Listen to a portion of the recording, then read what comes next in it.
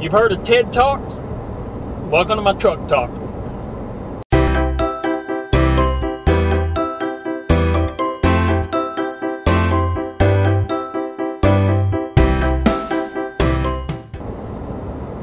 It is July 6th, Monday after the July 4th holiday.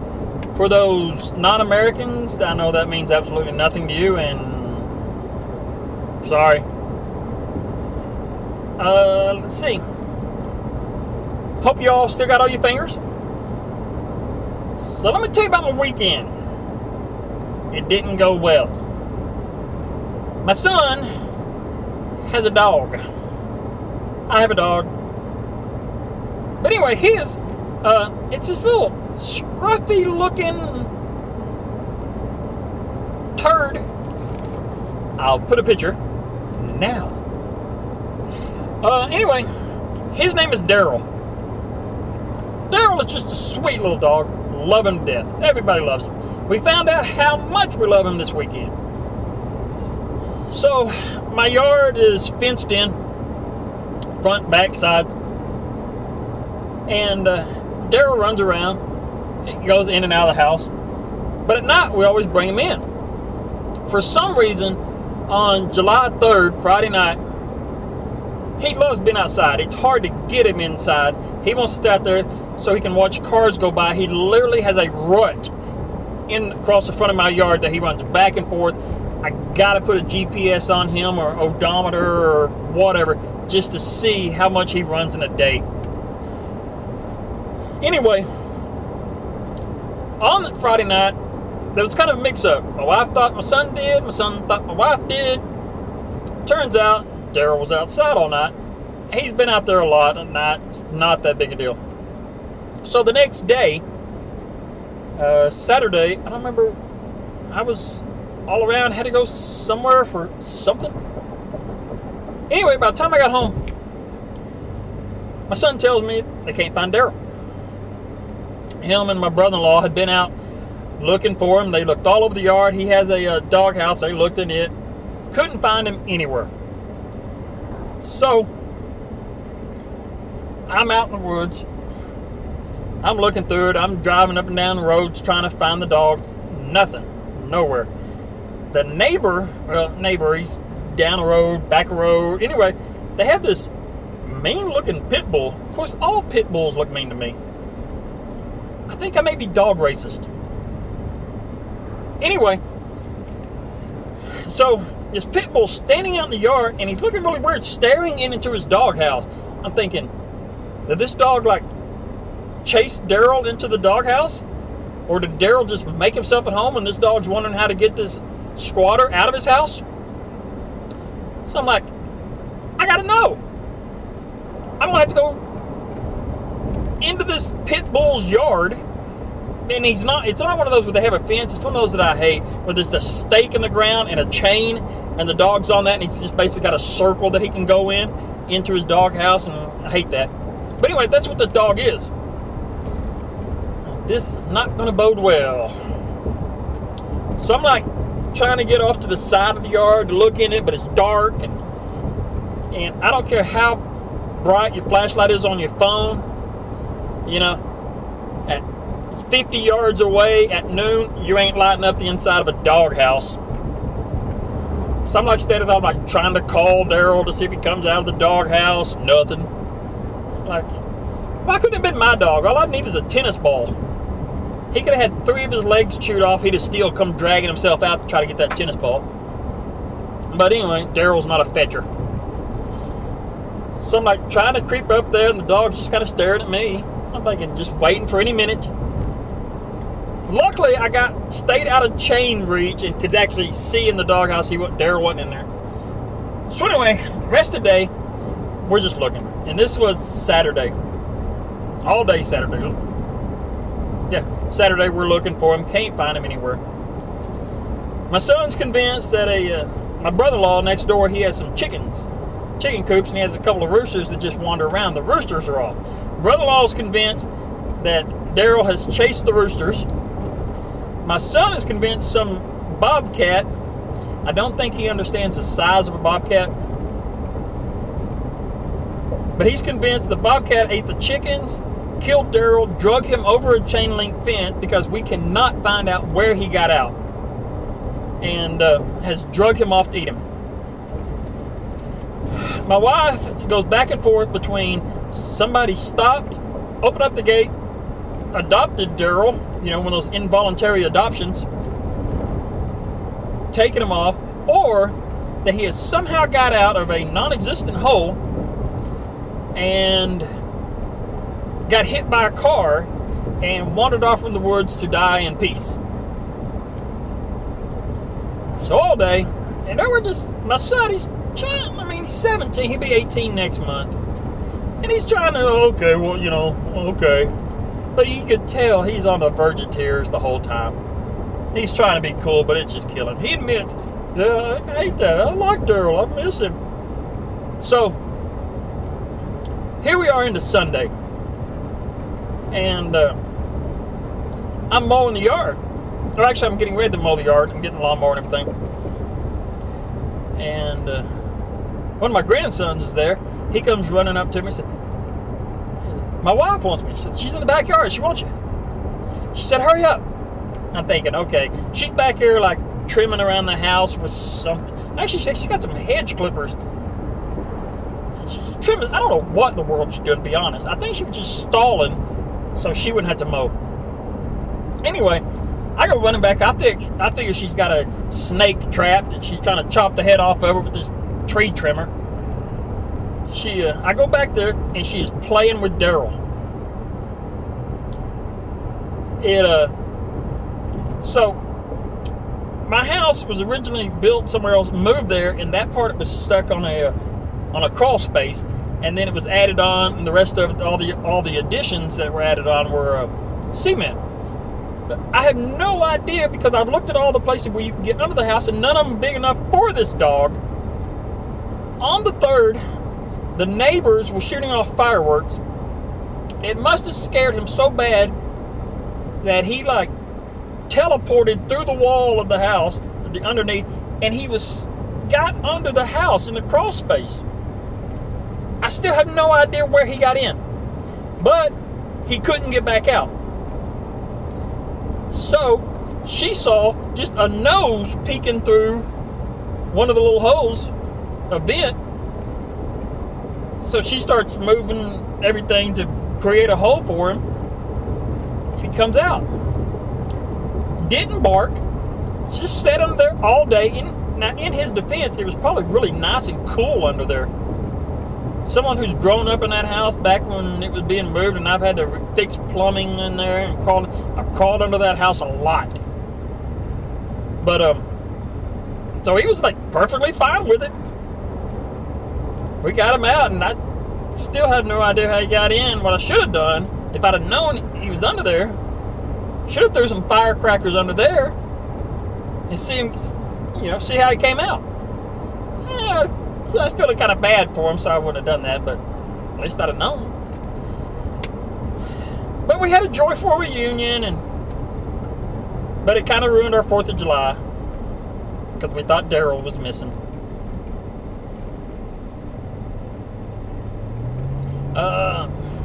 So that was my 4th of July weekend. I think Daryl tried to declare independence from the family. Didn't work. So, although the Sunday, once he got back, had to be the best day of his life. They had everybody in the family coming over just to hand him treats. Played with him all day. Finally, that evening, he said, I'm done with y'all. Just go away. I'm going to go lay down on my bed. Let's see. That was the weekend. And today is whatever day I said it was, the 6th. Yeah. Back to work. And just for future reference, we'll discuss this at a later date. I work with an idiot. Let me rephrase that. One of my employees is an idiot. But we will get back to that. Although I did have a guy call me from the last job I had. His number popped up. I'm like, now when he took that last job, it was a job that he was not really specialized in. I'm a respiratory therapist. He is a RN. We work for a DME. Basically, it's not home health, it's equipment at people's homes. And it's specialized in respiratory equipment. I don't have anything fondness for this company. It's a company called Lincare. By the way, the office I worked at was great. The people in it were great. As a company, they can suck it. Alright? Horrible company. But anyway, and I left him, and he'd call me about every other day with questions. How do I do this? Now, how did I do this? Well, I hadn't talked to him in 3 months or so. And he calls me. And I'm like, this is weird. Surely he can't still have a question. So I talked to him, and he said he just got laid off, like then, and wanted to know if there's any positions at the place I work at. And I said, actually, yeah.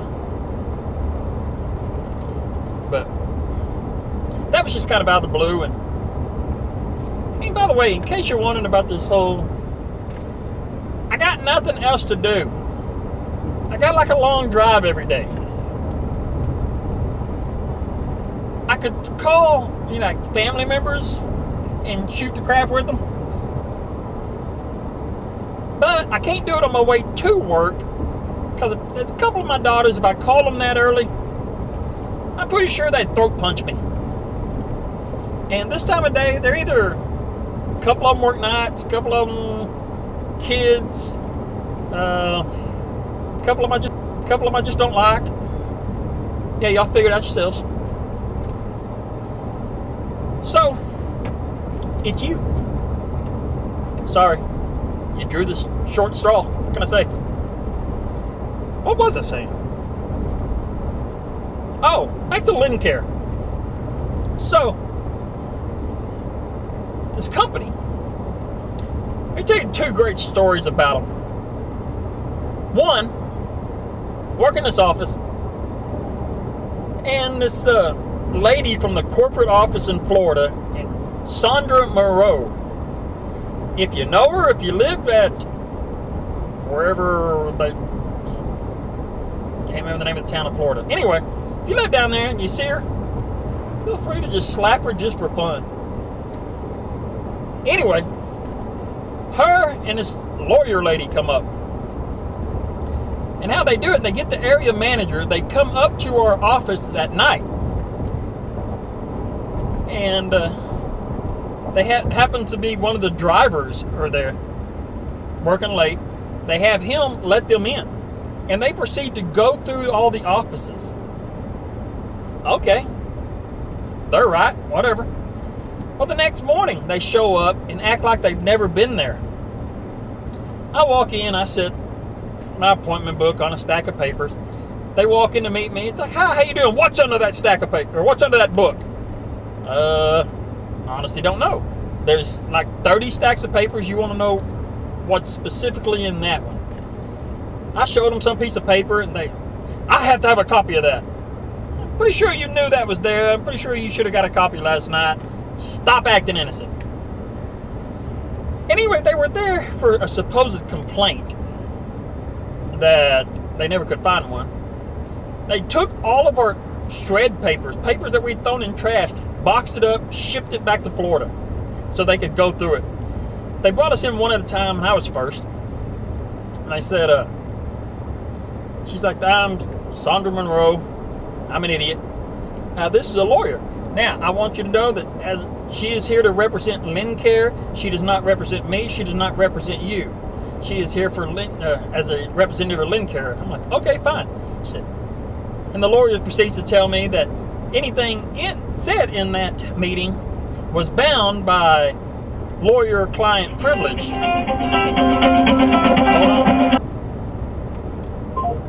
Okay, back now. So the lawyer says that it's a client-lawyer privilege, I cannot discuss it outside of that meeting. I said, wait a minute, if you're not here to represent me, I'm not your client, how can I be bound by anything? They got really flustered and it went really downhill from there. But anyway, this I don't know what they're doing, just witch hunt, and that went on for months.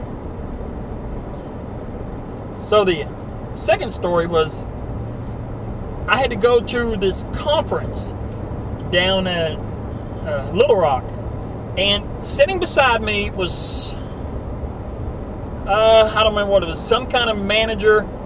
Sitting beside him was the area manager. Sitting beside him was the district manager. Sitting beside him was a woman, something vice president, and sitting beside her was the CEO of Lincare. So there were 5 levels of management, and they had 2 people from, I think, maybe 5 different offices. I was one of them from ours, and they were giving a seminar, and the whole seminar was basically, and there probably wasn't 15 people in this whole thing, and they're giving the seminar, and the seminar is literally how to upsell, like we're trying to get people to buy extra large fries instead of, the medium. How to basically sell things. Oh, you want to push this, we make good money on this. But I'm like, okay, this is kind of sketchy. And the 4 layers of management under the CEO, he'd say something and those 4 would just slobber on themselves to agree with him. He used the term verbiage. And every one of them could not use that enough. He's like, well, you have to get the verbiage correct. And the other one, oh, yes, the verbiage is very important. You've got to have the verbiage. The key is the verbiage. There's an episode of The Simpsons, and if I can find it, I'll put it here. In case I couldn't find it, let me describe it. It's when they decided to add a second or a third character to their Itchy and Scratchy cartoons, and it's a dog. And they were talking about what's it going to be. Oh, we want him to be proactive. Yeah, totally paradigm. Out of the box. And one of the writers was like, paradigm, proactive. Isn't this just buzzwords that dumb people use to make themselves seem smart? That is exactly what was going on at the meeting. Those people were trying to use these buzzwords that the CEO used to show they're on the same page. Yeah. And they're doing the sales pitch. And CEO's like, if you're not... I'm here to make money. And all those other 4 couldn't. Yeah, if you're not here to make money, you're in the wrong position. Oh, I signed up to make money. I'm here to make money. I'm doing... And they're going around the room, and everybody else is, oh, yeah, why are you here? I'm here to make money. How about you? Oh, yeah, I'm here for money. And they went around the other way, so I'm last, because I'm next to these suck-ups. Make money. What, make money? Make money. Come to me. I'm here for patient care. You selling more doesn't make me an extra dime. I came here because of patience. And the room, and just, and they're all like, well, yes, that's important, yes, but we want to make money. Yeah, that's, this is not the job for me. Thank you for bringing me down here, paying me for a day and a couple 100 miles of travel expenses, and for flying the CEO out just to have a conversation with 10 people. But here's my resignation. Huh. I know this wasn't interesting. I'm kind of curious how many people actually made it to the end. I'm thinking at the most 3. And if you're one of those 3, thank you. Okay. I'm going back to what I was doing, which is pretty much this. Ooh, there's a cop. Got somebody? Possibly a cop. Let's see. You can't help but sing, bad boys, bad boys. Oh, what are they doing? Now, come on, have somebody on the ground. Man. I want to see an arrest. Although, a good friend of mine, he's driving to work one morning. He sees that situation. Cop's got somebody pulled over, right? But when he gets up there, the cop is sitting on top of the guy, fixing to put handcuffs on him. My friend, ex-military, he's, cops. he thinks, I wonder if the cop needs help. I wonder if I should pull over just to, ask if he's got everything all right. He said, nah, he's got to the point where he's got it good. He continues on. Seconds later, we find out the man on the ground grabs the cop's gun, shoots him dead. Ends up a big to-do, him kidnapping a couple people, wife, girlfriend, or he basically goes on a murder spree, kills 2 more people. And just bothered my friend forever. He said, man, if I'd have just stopped, helped him make sure that he had that guy arrested. I'm kind of ending on a bummer now. Yeah, you should have stopped when you had your chance. Alright, again, I'm going back to, this has been my truck talk. Thank you. Good morning. Or morning. So I wake up this morning by walking through a darkened living room, stepping on something squishy. It was a dead mouse.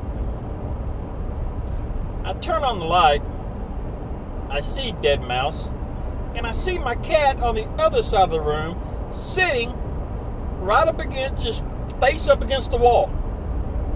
I am convinced this cat killed this mouse and then had murderer's remorse. It put itself in timeout.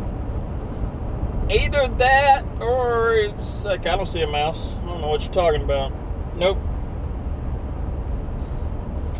I've always heard that a cat, they drop off the dead mice and bring dead birds and stuff to their owner because they never see humans hunting and killing things. And they think we're just like really terrible hunters. So that's why they drop those off for us. Even if my cat has such a low opinion of me as a hunter, you'd think it would realize, if nothing else, I'm a really good gatherer because I managed to leave the house and every week come back with a bag of kibble. So you'd think it would at least have respect for me for that. Besides, that cat knew how many times I ate tacos while I was away from that house. He'd appreciate my ability to get food.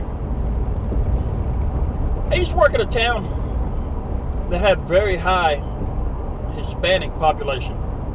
Used to eat tacos, or used to eat not just tacos, all kinds of Spanish food, Mexican food, a lot. There was one restaurant, and it was a house that they turned into a restaurant, I think. I'd go there, and I don't know if the old woman that ran the place, I don't know if she did it just for me or if she treated everybody this way. I'd like walk in and she'd be like, "Are you hungry?" I'm like, "Yeah, it's kind of why I'm at a restaurant." "Okay, I get you something." And then she'd proceed to go in the kitchen and start cooking. I'm like, well, what I'm really in the mood for, or what I'd like is, and actually try to order something. Suddenly her English wasn't near good enough to have a conversation. And she would just make either what she was going to make anyway, or she was warming up her family's leftovers, or she just judged, you need the enchilada special. I'm looking back, I'm really kind of wondering now, was it a restaurant or I was just going to this old lady's house 3 times a week to eat? I kind of miss that. You know what? I think she has no respect for my ability to make food choices. She's like, "No, you're going to get it wrong. I make."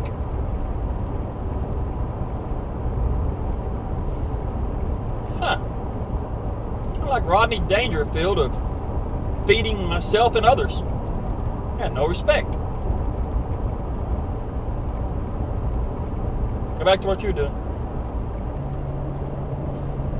Remember when this channel used to be about drones? I do. listen, due to the weather and work and family and all kinds of nonsense, I ain't sure my drone is. Burned. No, I got some places picked out, scouted. I will make drone videos. Because I know you're clamoring. I know you need that fix. I'm working on it.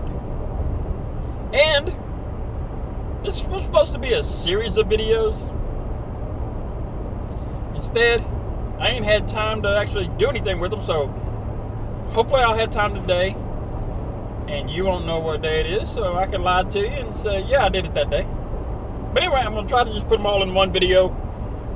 But, started out this week telling you about our concern for the dog, little Daryl. Let me tell you how my week is ending. So I'm sitting at home, and I just look at my phone, and all of a sudden I get about 500 emails, just all at once.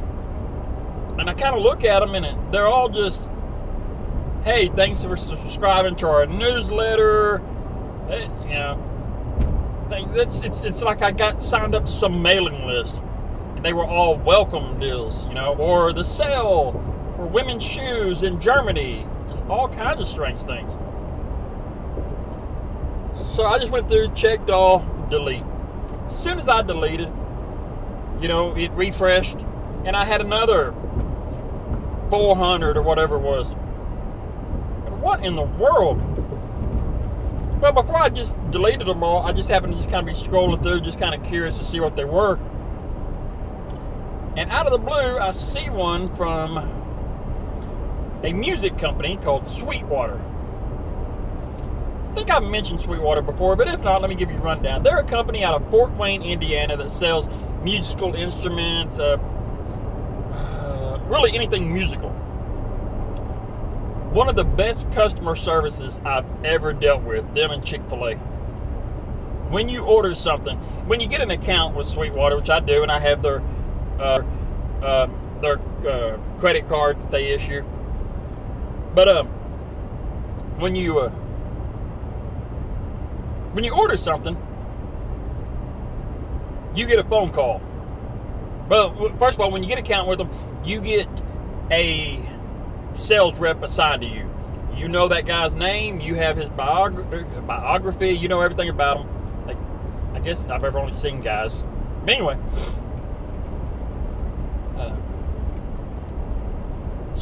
But anyway, when you order something, usually in a couple hours, you get a phone call.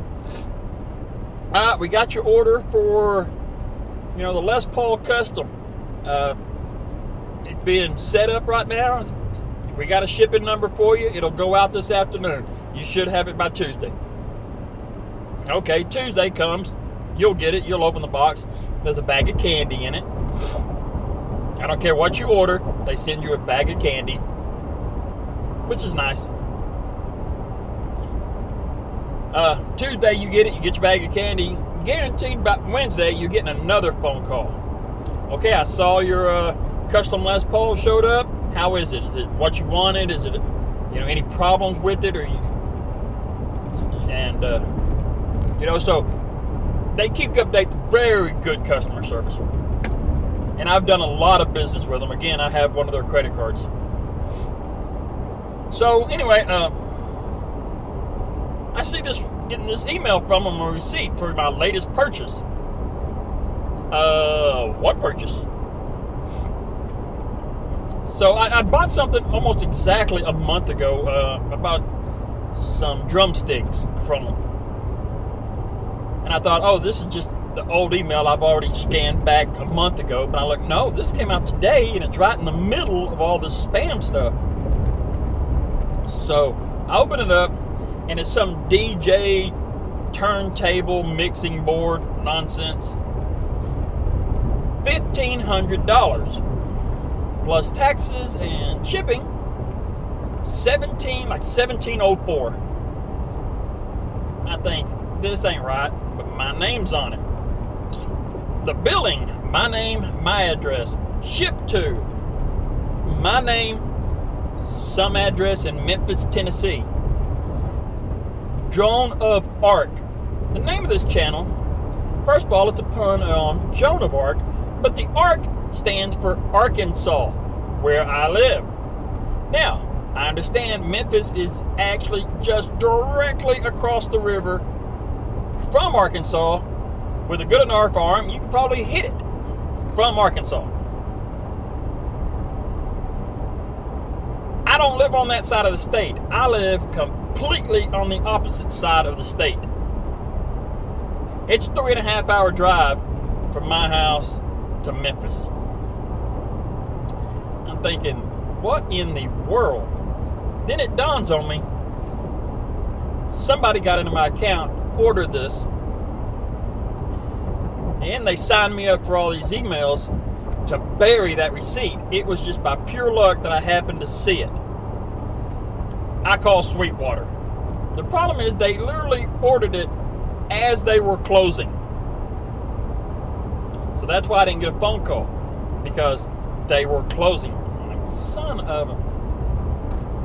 So I look at the, there's an emergency contact, push this number. And I talked to the guy and I explained to him what's wrong. I said, look, according to the tracking number, it has not left your facility. Stop this. And he looks up and he said, yeah, this ain't you, man. I said, I know. He's like, okay, we'll take care of it. I'll get with the shipping and see what we can do. So I'm watching it the whole time, and it gets picked up. Not long after that, the status update has been picked up by FedEx.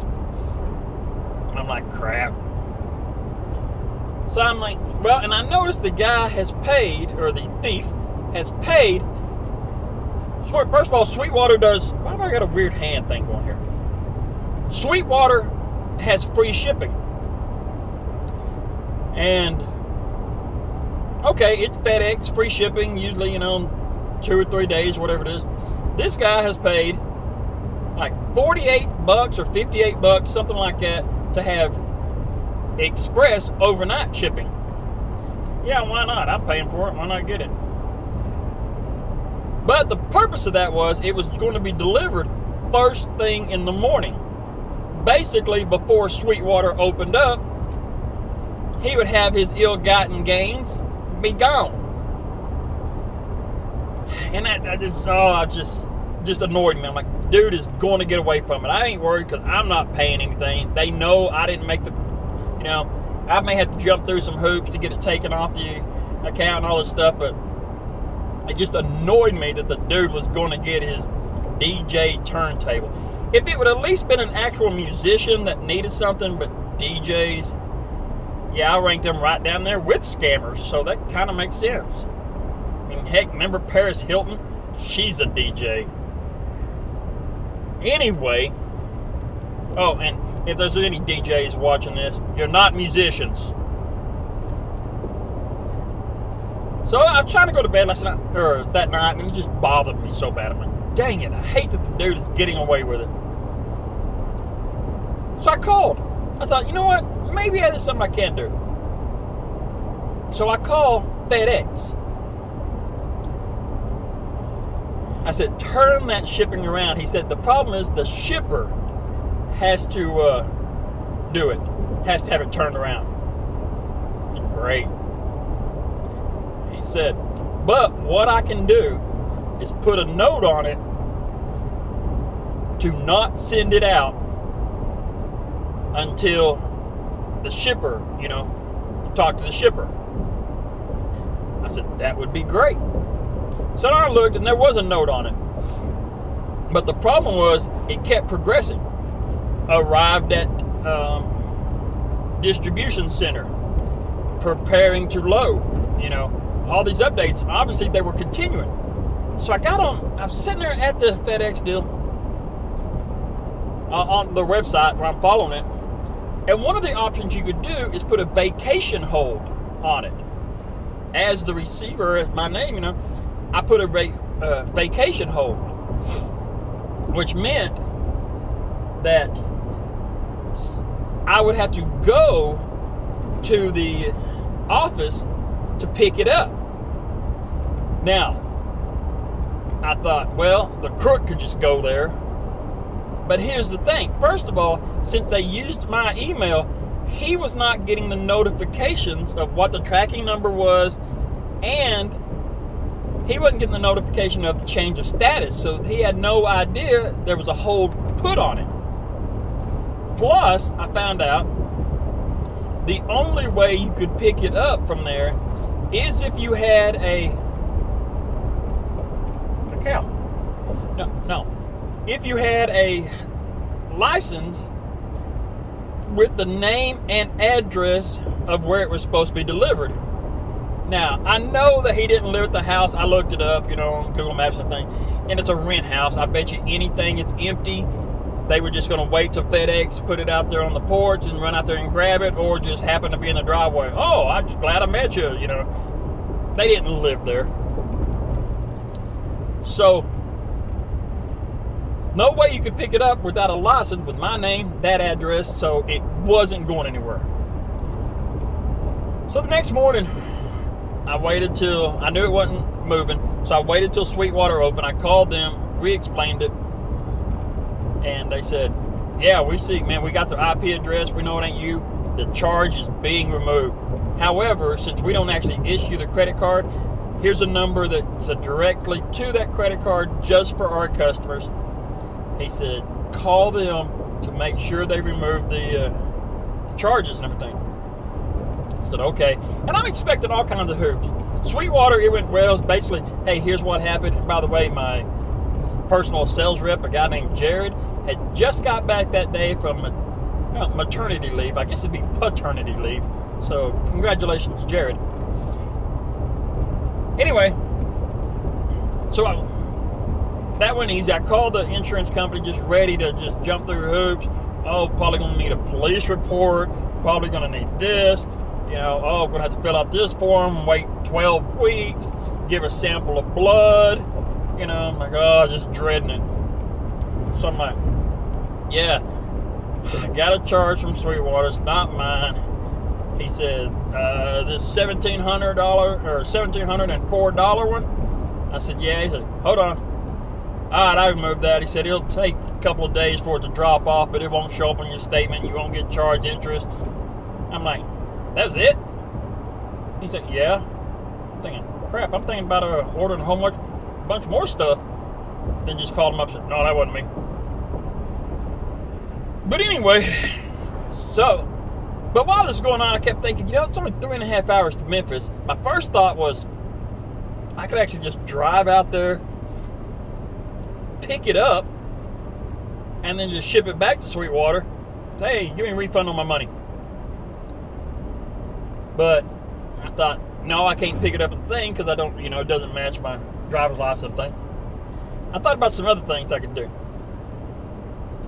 I thought about just being there when the FedEx guy shows up. And even if the crooks were there, I said, no, who's that shipped to? Oh, my name? Here's my license. Look, that's me. I thought about doing that.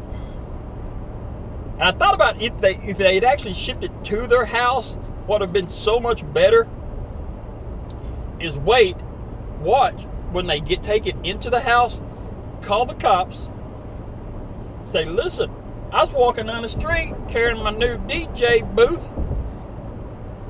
Guy robbed me at gunpoint, took it from me. I followed him. He went right in that house. The police go in. They'd have the DJ thing with a box with my name on it.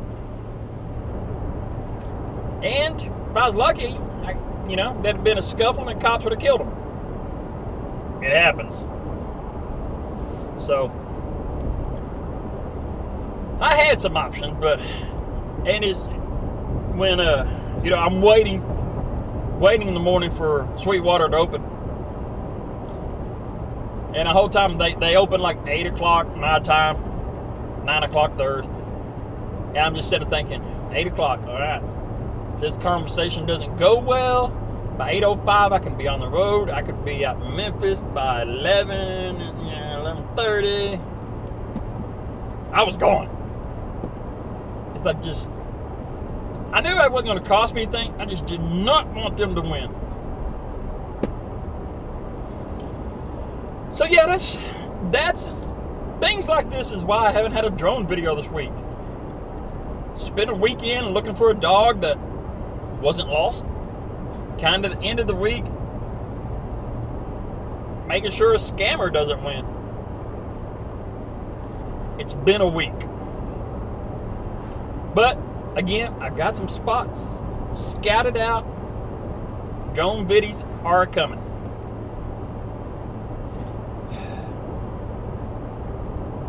And I think that's it. If you made it through the end of this, man, I don't get it. Alright. Thanks for watching. Go back to what you were doing.